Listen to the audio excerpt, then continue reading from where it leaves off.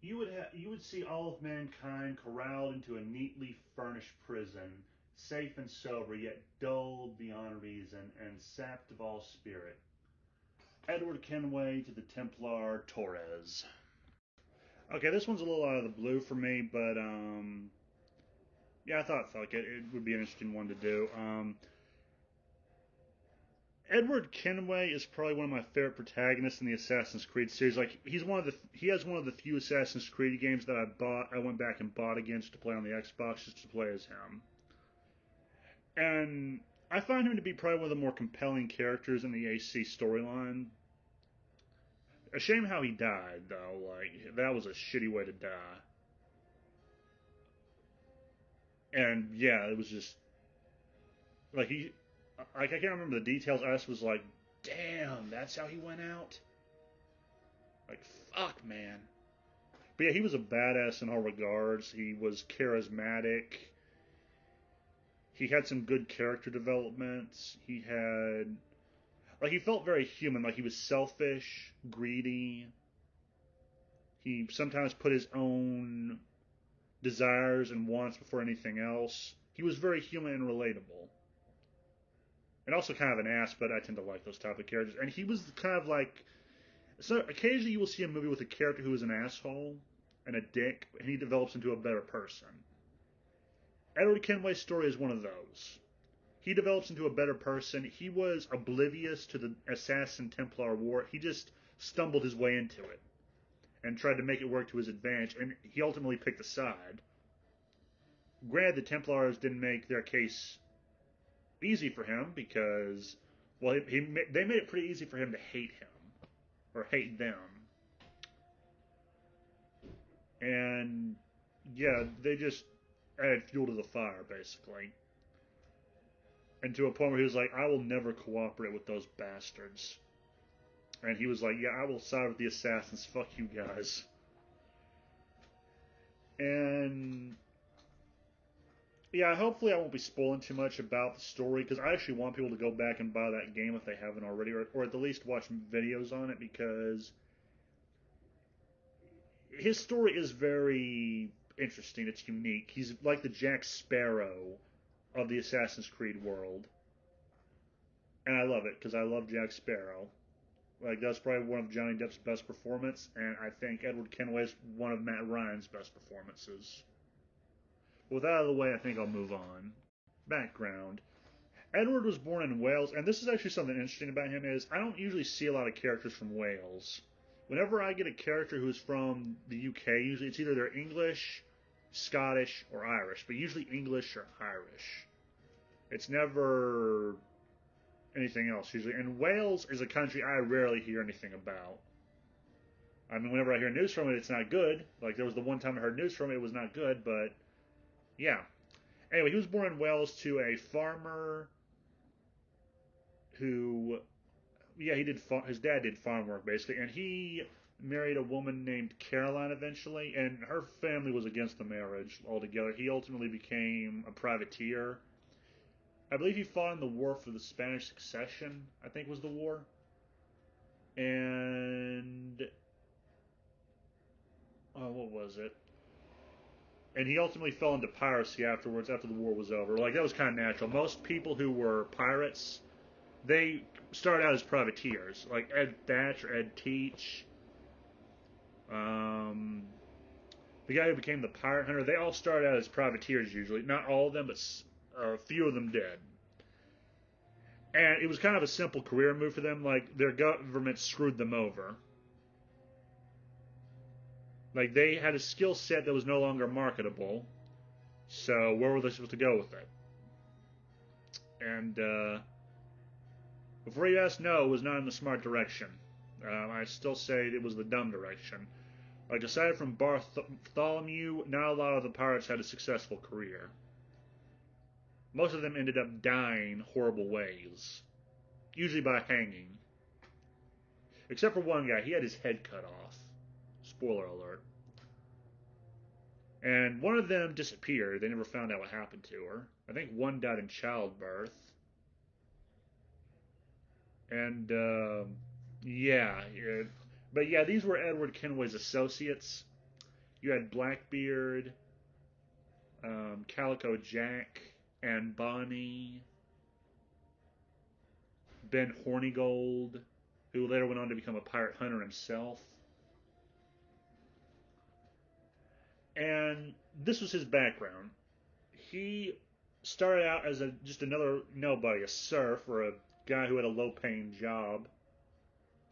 And I know not much about life back then, so I'm probably gonna get some stuff wrong here. But yeah, he married a woman. He wanted to make enough money so he wouldn't have to answer anyone again. His wife kind of left him while she was pregnant, and he was unaware of this. And yeah, that was it. He never wrote home. He tried to a couple times, but he could never really bring himself to do it, and assumed she had moved on from him, or was past caring about him anyway.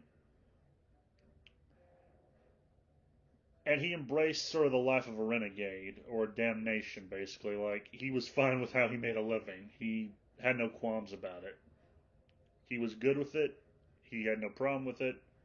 And I liked that about him. He was not a woe is me type of character. He's like, I'm going to make money however I damn well please. And anyone who has a problem with it, God help you if you get in my way.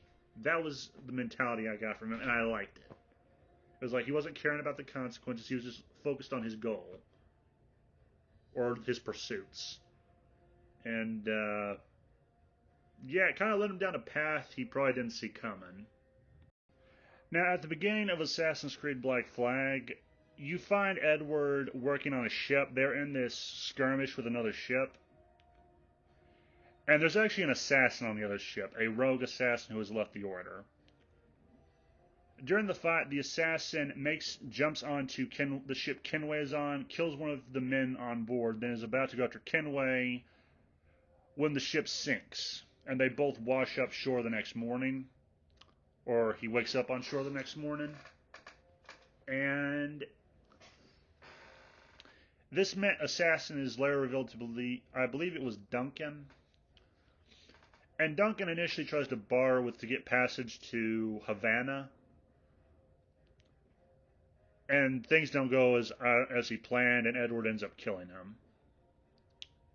Because he wants payment up front. And yeah, he assumes Duncan's identity, and this is how he comes into contact with the Templars. Because this guy was defecting to the Templars from the Assassins. And he goes to Havana. He more or less bullshits his way into the meeting. He gets himself a pair of hidden blades. And then he gets caught. Like he tries to sneak into this location to get some more stuff, and they kind of realize he's not Duncan. And again, I think that's the assassin's name. It's hard for me to remember now. It's been months since I played it. And he escapes, and this was his first encounter with the Templars. He still was kind of not oblivious, but he wasn't as completely aware about what they were as of yet. But there was a benefit to this encounter. He learned of something called the Observatory, which would allow him to gain any information he wanted. So he could learn about the location of any valuables he needed to steal, where it was, how well it was guarded, how to get to it best. That's what he wanted to use it for. I believe that's what it was called, the Observatory. And the Templars were after it, and he was kind of like the chaotic neutral in this situation, because both the Assassins and the Templars were after it. He is the guy in the middle. And yeah, it's kind of like he's trying to beat both to the Observatory. He's like playing both sides, essentially, or trying to play them to his advantage. Now, juxtapose, or at least you can compare and contrast his Templar and Assassin's encounter, because when he met the Assassins, they were not pleased with him. They were very pissed at Edward Kenway. They did not like him. They thought he was a troublemaker. They thought he brought trouble down on them. And he had to rectify his mistake, more or less. But I would say gradually he did make amends with them, and they learned to trust him. They learned to value him. They still were mad at him to some degree, but that waned over time. And he earned their trust, I guess. Which I like because, bear in mind, Edward Kenway started out as a very selfish man. This is someone the assassins normally would not trust, or at the very least, this was the type of person they would normally manipulate. The problem is, Edward Kenway was an idiot. He was not stupid. He was someone that would be hard to manipulate. He was actually very smart or at least smarter than people gave him credit for, I would imagine. And very dedicated. And also pretty good at rejoinders and comebacks. But yeah, not definitely not a good starting relationship, but one that kind of developed into something more positive than what he had with the Templars. And unlike the Templars, they didn't try to kill him or or ship him off somewhere else. And he gradually found himself more aligned with the assassins' motivations and order than he did with the Templars, which again was not hard because the Templars made themselves look like really awful assholes in his eyes throughout the story. Now, one of the more interesting things I find whenever I look at Edward Kenway is I kind of like how you can contrast him with his son Hatham. Like Edward Kenway, I believe as a result of becoming involved in the Templar Assassin War, he became a better man because of it. He was not born into it like most assassins are. He became involved in it and ultimately picked a side because one side was less dickish than the other. And well, there was also the fact of he found the assassin's ideals more. Well, actually, no, there might be other factors that led to him ultimately picking the assassin's side, but like the point is, he ultimately aligned with them over the Templars, which I would hate to think of the kind of damage he could have done as a Templar because he probably could have wrecked the Assassin Order if he wanted to. But and like over the course of Black Flag and the adventures in it, he became a better man as a result of becoming an assassin. Now contrast this with Hatham Kenway. He was born into this conflict, even though he was unaware of it for years to come. It was not like his father was steadily either working towards bringing him into it, or he was keeping him oblivious to it, or training him to one day make the decision himself. I still haven't read that book on his upbringing. Like I've had it for years, but I haven't read it yet. And yeah, Edward grew into a better person. Hatham, by contrast, he not only after his father was murdered and he was taken under the wing of a Templar, he grew to become a downright piece of shit. Well, actually, no, that's not fair. Hatham had some good qualities. I will not deny that. But Edward had by far the better qualities. I'm pretty sure that his grandson thinks back at his grandfather and is like, no offense, grandfather, but your son is an asshole. Like, I have to imagine there was some point where Connor was getting drunk and thinking that about to his grandfather. Like, your son is a dick. And while Edward was able to form, or at least tried to form very strong bonds with his children, Hatham didn't succeed as much. He tried to, but it kind of failed on him. It kind of crashed and burned like the Hindenburg, or the Waco compound, or the Lusitania, but I'm sorry, I like using those jokes. And ultimately, while Edward died being killed by the Templars, his legacy was very much more fruitful. And actually, no, Hatham's death also had some fruit to it. So they both had some similarities in that they did leave a legacy within their respective orders. The only difference is Edward joined an order that was dedicated to the freedom and I would say egalitarianism, but no, it's just like the freedom to choose your own path. That's how I've always interpreted the Assassins. While the Templars, they want order in the most Orwellian, asinine extreme. So they both veered way off course from one another, and they went their own way. The only difference is Hatham would ultimately be killed by his own son because he was unable to reconcile them. I think if Edward had lived and Hatham still joined the Templars, he might have tried to convince Hatham to come back, or at least to be uninvolved in the war altogether. That's what I feel Edward would have done, just based on my memory of the man he grew into. But instead, he died, and Haytham was left just remember having all these unpleasant stories he would hear about him. Like one time, he was told by another assassin, I believe it was Adewale, who was for a time the quartermaster of the Jackdaw, which was Edward's ship. He became an assassin, and he told Haytham, "Your father would be ashamed if he could see the man you've become, Haytham." And Haytham responds, "Really? I wasn't aware my father had any sense of shame."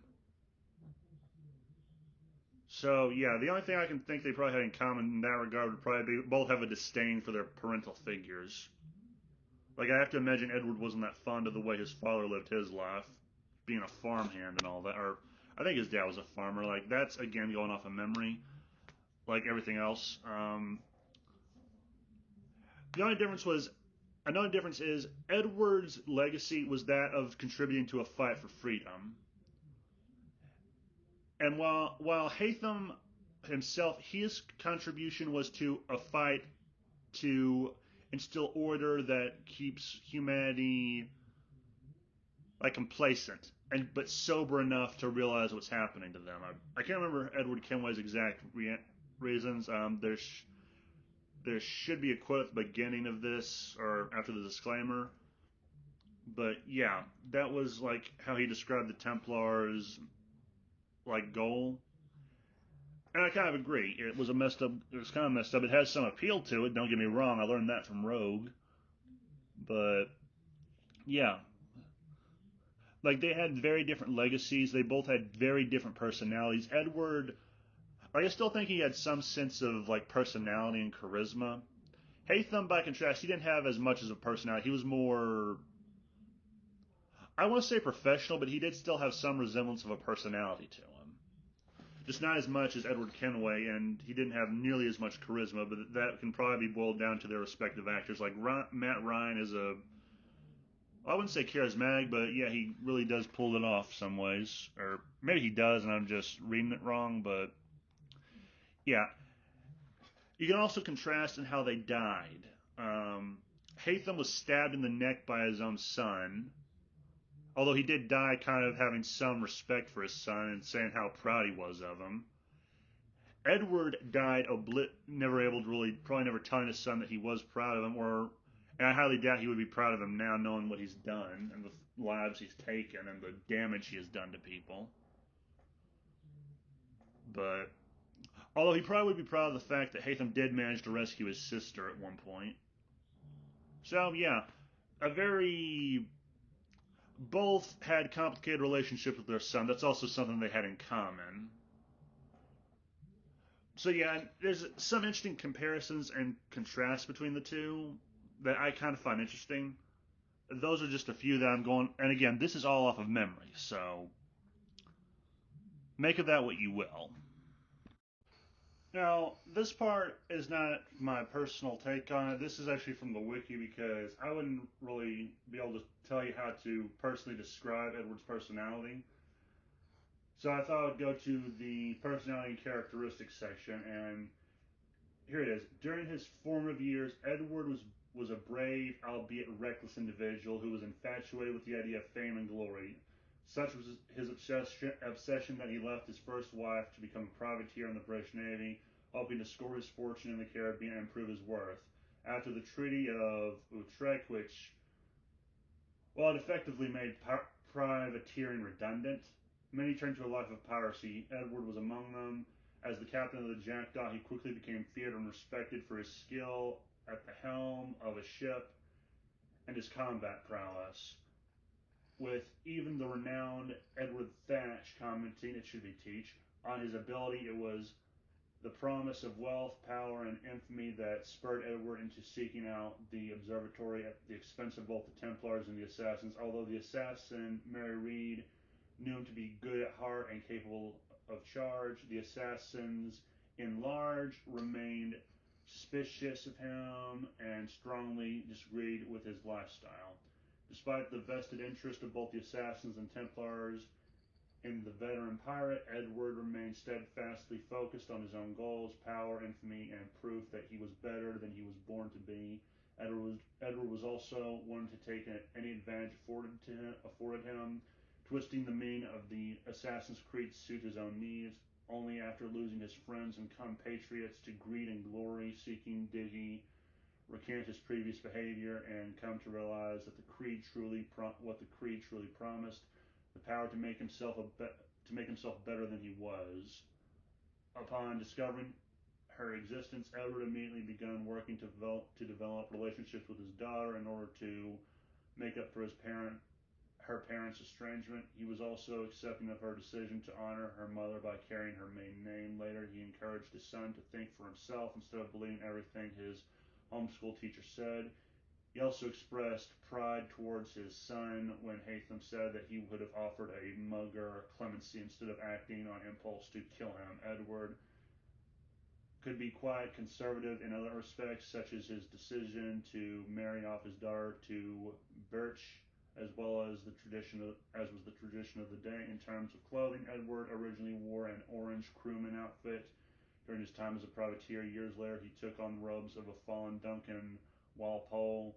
Whilst on board a Spanish ship, he heavily modified his outfit with leather paddings and metal bracers, along with white trousers, black boots, and as well as fastened red sash across his waist. Upon returning to London, Edward donated his old robes, which eventually came into the possession of Achilles Davenport, mentor of the colonial assassins, which the mentor modified and passed on to Edward's grandson. Look, I can't pronounce his real name, so let's go with Connor Kenway. During his later years, Edward opted to wear dark blue noble coats and gold linens. So, yeah, some equipment that I'll be talking about later I got wrong. And yeah, that was his personality. It's very interesting where he comes, how his personality develops, which is something I liked about the story. But yeah, that was the personality type Edward Kenway had. Skills and abilities. Yeah, despite the fact he wasn't born into the Assassin's Order, he was a very skilled fighter, and he actually had some abilities that members of the Order actually possess. One is what's known as Eagle Vision. This was something that Edward was born with, and this is a skill most assassins implement. And yeah, he was born with this. He would use it to his advantage in life, even before he was a member of the Order. He was very adept in combat and traversing certain areas. So like he could traverse trees, jungles, other ships, and he had no problem. He could out. Sometimes he could even do this in cities where he would outrun guards. He was a very skilled swordsman. As I mentioned later, he used flintlock pistols and swords to deadly effect, and took out most people on a ship that he was taking. And yeah, if you were this guy's enemy, I would feel sorry for you because he would probably cut you up into pieces. As Edward Thatch said in the trailer, he fights like the devil dressed as a man. That is Edward Kenway and what he is capable of.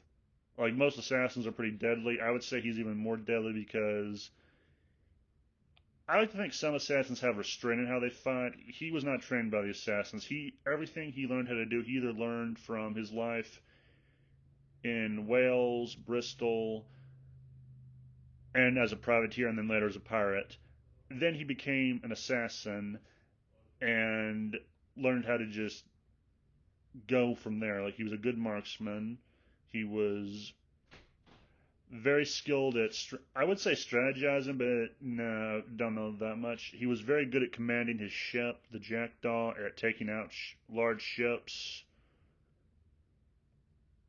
And he would also have no problem, and he would always have these certain things he would have to do on a ship to take it, like maybe take out the scouts or the captain, or destroy these barrels of gunpowder. Like he would make sure to do that when he was taking a ship sometimes, just to weaken it enough to where they could win.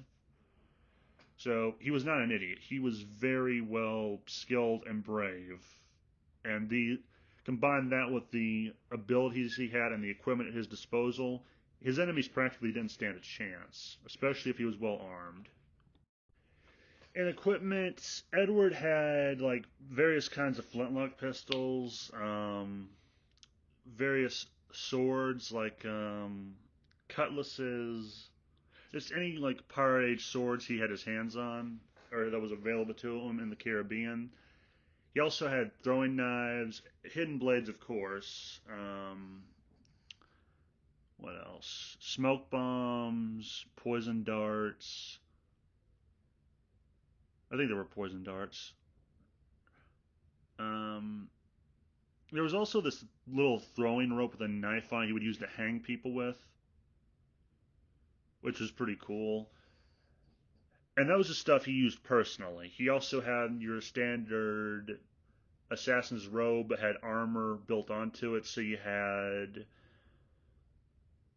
like it was some kind of armor that fitted onto his arms, shoulders, some on his chest. He also had this custom little Assassin's Order logo that had a skull in the middle of it, where the space is between those two little upside down V lines. And yeah, and he used all these effectively. Like he would jump onto a ship and unload four pistols onto people. Like he carried four pistols on him at all times. Well, later he would because he would have to buy the holsters for them. Another one would be he carried two swords at all times, but and he had a variety of pistols and swords to choose from. And again, he was very good at using all of them to deadly accuracy and performance. When it comes to the appeal of Edward Kenway, there are a couple things that, looking back, kind of make him a little bit more intriguing now that I think about it.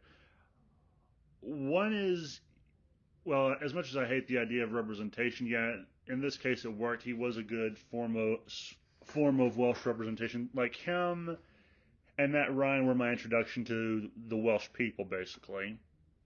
Like I had heard of the Welsh before, I think a year or so before that, when I found out Criminal Minds had a spinoff and he was in it, and I looked up his character on the wiki.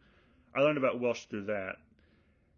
Then I learned a little bit more after, well, not a little more, but this was my introduction to him as Edward Kenway, and that just made Welsh stick more out in my mind. Now, for some reason, I always want to make characters that are Welsh. I have no idea why. It's probably because I think they're unique. Also, supposedly I might be related to some Welsh people, but I've been told I'm related to a lot of different countries. I come from a very mutt bloodline. But there was that. Another one is I like his background. He came from nothing, basically, or he came from something he probably resented and wanted to prove he was better and was better than what he was born into.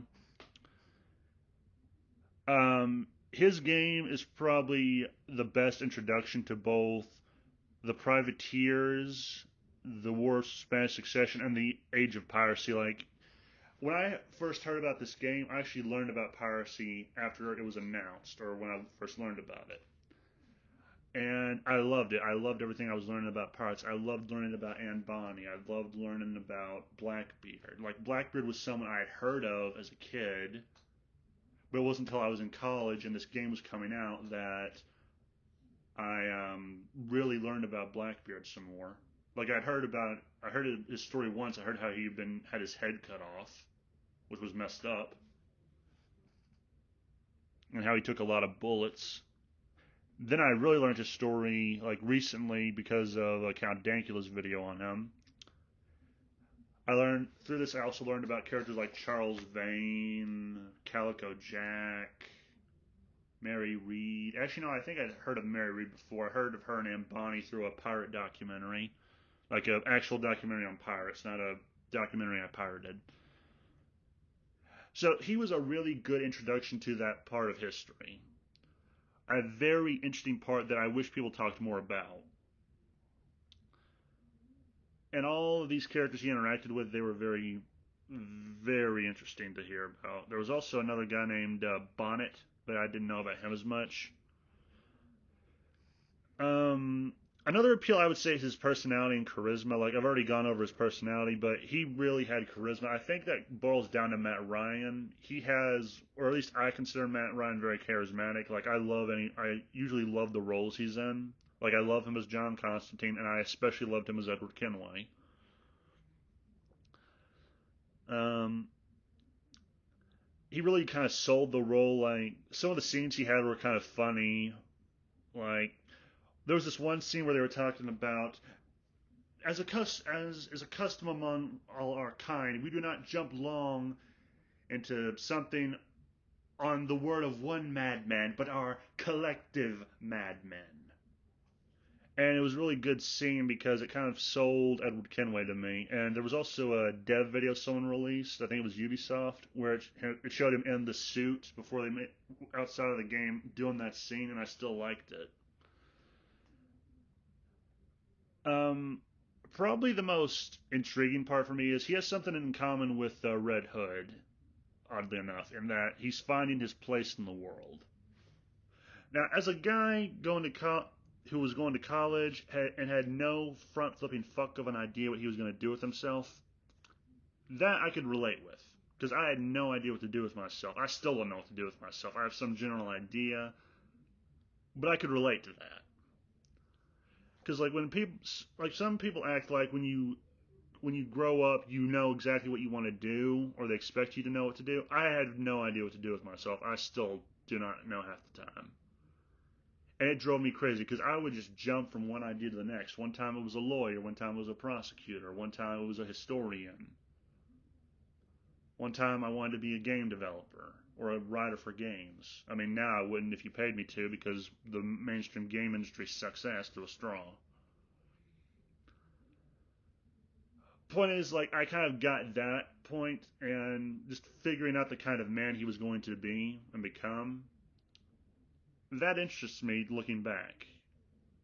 And I'm pretty sure I heard them say that leading up to the game, but I never really thought about it as much because I didn't think about stuff like that back then. I was just busy doing college work, and still am doing college work technically, but I was focused on doing that sort of playing games, reading stuff online, and trying to figure out what I wanted to do with my life.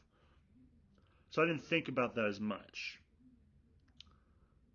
And yeah, looking back on it, this is probably one of the things that makes him one of my favorite assassins. No, sorry. That's probably what makes him my favorite assassin. Another thing I liked is he developed from a selfish ass to a man better than he was before. Like, he developed into someone that I don't think he ever considered being in the beginning. And lastly, I really like his evolution from just this pirate that would be forgotten by history probably to an assassin. A very infamous and legendary assassin that would both be feared and respected. Well, more like feared by the Templars, respected by the assassins. I like to hope. Because I like to think he did redeem himself in the Order's eyes eventually. And those are the main appeals for me. There are probably other things I like about him. Like, I love his armor. The normal assassins just have a hood and a long coat. He has some armor built onto it, and he has an insignia on his little this thing that goes down from his right shoulder to his left side. On the top of it, on his chest, it has the assassin's logo with a skull on it. I also like that. I like the way it's built. I like the way he uses two swords, or how he can take a sword from an enemy and use that against someone. I like how, like, all around, I just like that he comes from somewhere that you wouldn't expect an assassin to come from, or for someone who joins the Order to come from. Like, there are many more things probably to like about this guy. These are just reasons I like him. If you are a fan of Edward Kenway, let me know why you like him in the comments and tell me what else I've missed, because I'm pretty sure I missed a lot. Okay, there are a few takeaways when it comes to Edward Kenway. One of them, more than one, but there's a few, and I'm surprised it took me so long to actually think of these. But one of them is use something that is not common. I say this of both pirates, the Golden Age of piracy, and the Welsh people, because you don't hear a lot of stories about the Welsh people. If you do, you are unaware they're Welsh. But I would also say this of the Pirate Age because I don't usually see games about pirates that much. Like, there's occasionally a movie about it, like, say, Pirates of the Caribbean, or Black Flag, or there was another one that was kind of shitty looking. I never played it, but it sounds interesting. And I think I heard it had Jack Sparrow, and I might give it a try at some point. But yeah, just think of these things that are kind of unique. Like there are various groups of people in Europe and other places that you don't hear about as much. So like if it was Europe, Wales would be my go-to suggestion. Like I never hear anything from Wales usually, or Welsh people. I rarely hear about Welsh protagonists. And you could do this in black countries as well. Like there are various groups of African groups, tribes, and people throughout history you could work with. Another one is, it's okay to have an asshole of a character. Just have them suffer repercussions for their actions, because, like, this is a good contrast with the Snake Eyes movie. As I understand it, Snake Eyes in that movie was an ass. He was obsessed with avenging his father and did not care what it took to get it. So much so that he kind of caused some deaths to Storm Shadow's clan. And the only one who suffered for this was Storm Shadow when he was trying to kill the people killing his people. And then he was like, you cannot lead our people now. He suffered for it. Snake Eyes, he suffered no repercussions for this. He was rewarded and treated like a hero. And it makes no fucking sense. It drives me nuts. Now, Edward Kenway, on the other hand, because of his greed and arrogance and, like, detrimental side effects of his personality, he did kind of suffer repercussions for his actions. Some comrades either left him, died from outside influences, or they died because of their own greed or the actions of others. And Edward kind of developed because of this and grew as a person. Which leads into another takeaway. Show growth. Like when I look at Edward Kenway as he started out and Edward Kenway by the end of Black Flag, it's kind of evident that they are two different people. Or at the very least, they're slightly different in some regard. Like he's still that charismatic swashbuckler, but the difference is he's grown as a person and he's a bit more responsible now. That is what I would say of Edward Kenway. And another aspect would be make the protagonist likable, or at least try to. Like this is kind of hard because it kind of falls into a lesson I learned in high school through my let's just say negative interactions with my sister. No matter what I do, I'm going to piss someone off. So I've stopped caring. I would say you shouldn't do that, though, with trying to make a character likable, because try to make him as likable as you can, or what you think will make him likable, or maybe get some outside input on how to make them likable. And also make them charismatic, also. Like, charismatic characters are usually one of the better ones that do well. Another is be skilled within reason. Like, some protagonists in stories, they're just skilled, and people are like, oh, he's just skilled just because the story needs him to be. Have him skilled within reason, and at least have their explanation be there for why they are that skilled. So, with Edward, you kind of get why, well, no, not kind of, you do get why he is as skilled as he is. He was both a privateer and then later became a pirate. That required him to learn certain skills in order to survive in the trade. Like, he had to learn how to shoot cannons, shoot pistols, wield a sword, all that shit. He had to learn how to do all of that to survive and thrive. So, yeah, that it was necessary for him to have those, and it wasn't just there just because. There was an explanation for why, and it wasn't too condescending or convoluted. It was just like something you would read in the lore. One of the final ones would be have the strength outside of physical. Like, Edward Kenway is a strong guy, more or less. Like, I have to imagine to win a sword fight sometimes requires brute strength, but other times it requires, like, mental strength. So, he doesn't always have to resolve things by killing people. Now, it wouldn't surprise me if he would do it to resolve a problem. I'm pretty sure he did more than once to get rid of people that were in his way. But he wasn't always the type that would be like, I'm going to break every bone in your body till you tell me what I want to hear. Now, I wouldn't put it past Kenway to do that because, well, he's a pirate. Pirates have to use unsavourable means to get what they want.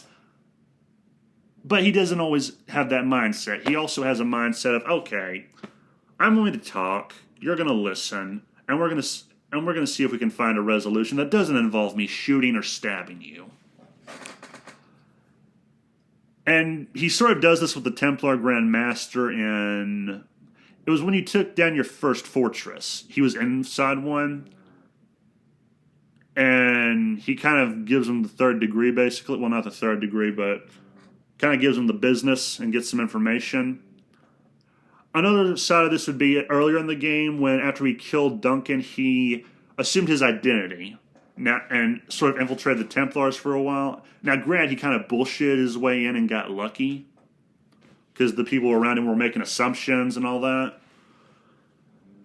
But, yeah, that's also something that worked in his favor, was both the ineptitude of the people he was dealing with, which surprises me because these were higher-ranking Templars he was dealing with, but sort of their semi-ineptitude combined with his sort of cunning, like he was able to still pull it off.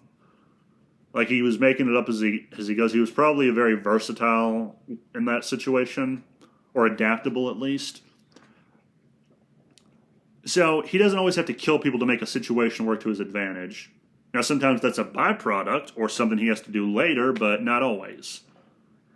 So yeah, you don't always have to force things to get what you want. Sometimes you can be diplomatic about it. And lastly, take creative liberties with historical fiction. Now, this is something I didn't mention in the video, but there was this one guy. His name was Ben Hornigold. He was a pirate, but then later became a pirate hunter. He took the governor's pardon and became a pirate hunter. Now, historically, Ben Hornigold died when his ship was caught in some kind of natural disaster at sea. In Black Flag, Edward Kenway stabbed him on land, which is messed up. It was like, okay, you should have boarded this ship and killed him during the storm. That should have... But yeah, it still works because they took creative liberties with the story. Like, we do not know what happened to Anne Bonny. Edward Kenway in the story is involved in her escape, as well as Mary Reed's. I believe Mary Reed died in prison from childbirth. But yeah, so take creative liberties where you can, or if possible. So if there's some wiggle room in historical fiction, or the historical stuff you're researching, take advantage of it. Say, okay, there's some blanks here. I'll fill the blanks in here.